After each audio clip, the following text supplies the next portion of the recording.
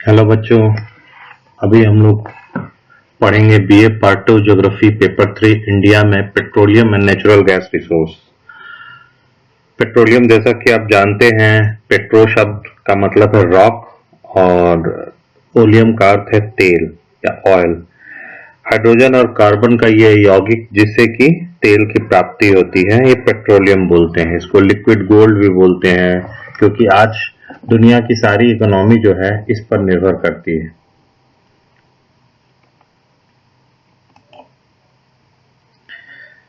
Petroleum जो लगभग अगर इसका संचित देखा जाए भारत में तो 1312 लाख टन हमारे यहाँ पेट्रोल और प्राकृतिक गैस 59,240 लाख घन मीटर है। यानी कि हमारी जरूरत का बहुत कम, लगभग 1% ही आज हमारे पास तेल और नेचुरल गैस है जो कि हम प्रोडक्शन कर पा रहे हैं। 1951 में अगर देखा जाए तो हम अपनी जरूरत का 8% कर पाते थे, जो कि आज 1% कर पा रहे हैं। और हमारे यहाँ अगर इसको विश्व पटल पर देखा जाए तो 2015 में अमेरिका चाइना के बाद आप देख सकते हैं कि सबसे ज्यादा एनर्जी कंज्यूमर जो था वर्ल्ड का वो इंडिया हो चुका था। और हमारे यहाँ क्रूड ऑयल प्रोडक्शन बहुत इनएडिक्वेट है, वो 35 मिलियन टन है। Natural gas 32 billion cubic metre है और इंपोर्ट जो है 220 मिलियन टन है, जो कि इसका आप वैल्यू अगर देख सकते हैं तो 5,65,951 करोड़ रुपए। हमारे यहाँ जो खनिज तेल और प्राकृतिक गैस के उत्पादक क्षेत्र आप देखेंगे तो एक तो ये ब्रह्मपुत्र की पूरी घाटी मिलेगी। ये आप समझिए ये लगभग 1300 किलोमीटर का एक स्ट्रेच है जो कि आसाम के दिहांग से लेकर ये नीचे तक सुरमा तक 1300 किलोमीटर का जोन है। इसी में डिब्रूगढ़ में सबसे पहले भारत में तेल मिला था। जो दूसरा क्षेत्र है वो है गुजरात का तट। गुजरात का तट में आप देखेंगे इसमें भी दो क्षेत्र आ जाएंगे। एक तो खंबात के खाड़ी के पूर्वी तट पर अंकलेश्वर, ये आप अंकलेश्वर, खंबात, कलोल, महसाना देखेंगे। और दूसरा जो है वो साणम, नौगाम, बेचराची, बाड़मेर, ये ऊपर का क्षेत्र में। यहाँ 1959 से यहाँ पर अंकलेश्वर में सबसे पहले तेल पाया गया और यहाँ पर शुरू हुई। तो 1901 में डिब्रूगढ़ से और 1959 से मतलब 1961 में ऑफिशियली यहाँ पे इनॉग्रेट किया गया था। इसके बाद है मुंबई हाई, पश्चिमी अपतटीय क्षेत्र इसको कहते हैं। इसमें 3 आते हैं, आलियाबेट, मुंबई हाई और बासिन। और आज जितना हम लोग तेल प्राप्त कर रहे हैं, जितना हम प्रोडक्शन कर रहे हैं उसका लगभग 45% इस क्षेत्र से आता है। ये समुद्र में है और समुद्र तटीय क्षेत्र है। उसके बाद पूर्व तट के जो क्षेत्र हैं ये उड़ीसा महानदी से लेकर कृष्णा गोदावरी बेसिन तक। यहाँ पर हमें अभी तक तेल में उतनी सफलता नहीं मिली पर गैस में मिली है। और दूसरा है ये कावेरी बेसिन का क्षेत्र। इसके अलावे हमारे यहाँ तेल और नेचुरल गैस की बहुत आयात नहीं है। पाइपलाइन में देखेंगे तो जो सबसे बड़ी पाइपलाइन है वो है, आप देखेंगे यहाँ पे दक्षिण बेसिन मुंबई हाई, तो यहाँ से हाजिरा, विजयपुर और जगदीशपुर एचबीजे पाइपलाइन जो है भारत की सबसे लंबी, सबसे बड़ी पाइपलाइन रही है। आप समय के साथ साथ यहाँ कोयली से मथुरा के लिए भी, और आप देख सकते हैं ये गुजरात से तट से लेकर बाबराला, दिल्ली, पानीपत तक भी पाइपलाइन गए हैं। और अब पाइपलाइन की पूरी जाल बिछाई जा रही है। इसी सिलसिले में अभी 2016 से 18 का एक टारगेट था जिसमें जगदीशपुर से पूरे यूपी बिहार को जोड़ते हुए, जिसमें कोलकाता और इधर पारादीप पोर्ट तक एक ऊर्जा गंगा गैस पाइपलाइन प्रोजेक्ट लाया गया। इंडियन ब्यूरो ऑफ माइंस के अनुसार भारत में कुल 23 तेल शोधक कारखाने मिलेंगे। जैसा कि मैंने आपको बताया सबसे पहला डिगबोई में है। और इसकी कैपेसिटी बहुत कम है, लेकिन किसी समय ये सबसे ज्यादा हुआ करती थी, ये 5 लाख टन। दूसरी है ट्रॉम्बे महाराष्ट्र में, जिसकी कैपेसिटी है 55, और तीसरी जो ट्रॉम्बे है महाराष्ट्र में उसकी है 60।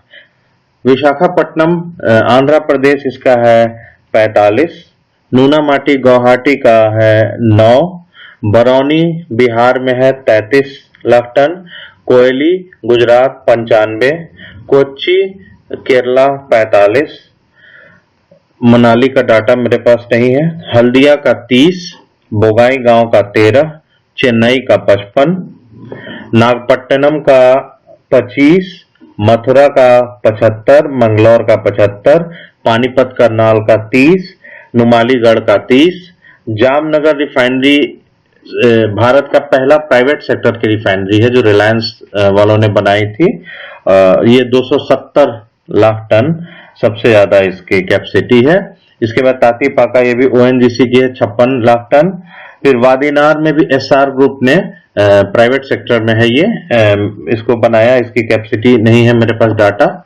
भटिंडा, बीना, पारादीप, इसके बाद ये सारे 2010 तक अभी 23 ऐसे तेल शोधक कारखाने मिलेंगे। आप देखेंगे ये रिलायंस और एसआर के अलावा जो बीना में जो है बीपीसीएल का संयुक्त क्षेत्र का ज्वाइंट वेंचर है, और भटिंडा, ये 2 ज्वाइंट वेंचर में है, बाकी सभी गवर्नमेंट इसके हैं।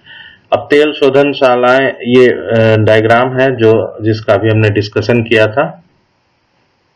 कुछ भारतीय पेट्रोलियम कंपनियों के बारे में जान लें। एचपीसीएल जो है ये नवरत्ना स्टेटस है इसका, और इसके 2 रिफाइनरी हैं, एक मुंबई वेस्ट पे, एक विशाखापट्टनम का, जो कि अभी हम लोग डिस्कस किए।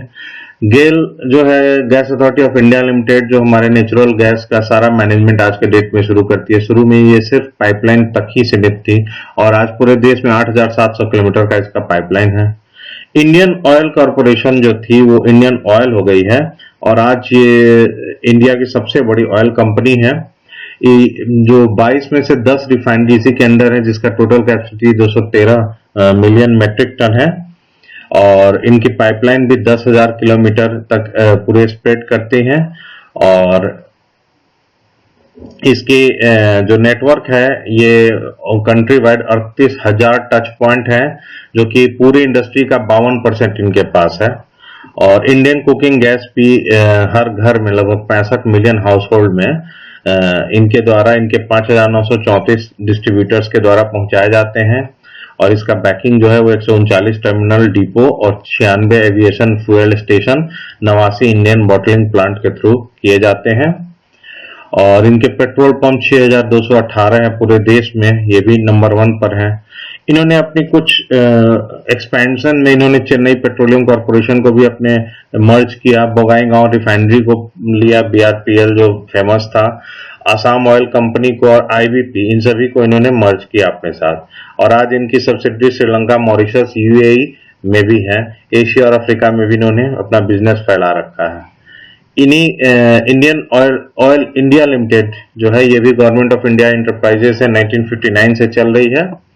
और 1961 में एक ज्वाइंट वेंचर वर्मा के साथ इसने बनाया था, वर्मा ऑयल कंपनी यूके की थी।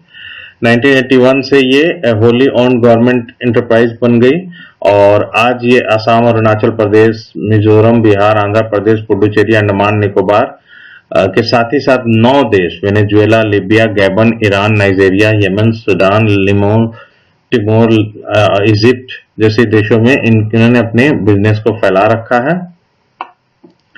और नुमालीगढ़, गुवाहाटी और बगांव रिफाइनरीज इनके अंदर आती हैं, डिगबोई रिफाइनरी इनके अंदर आती है। ओएनजीसी जो है इसको भी पब्लिक सेक्टर की कंपनी बनाई गई, और इसका जो विदेश लिमिटेड ओवीएल एक अलग एक्सपेंशन है 1965 से।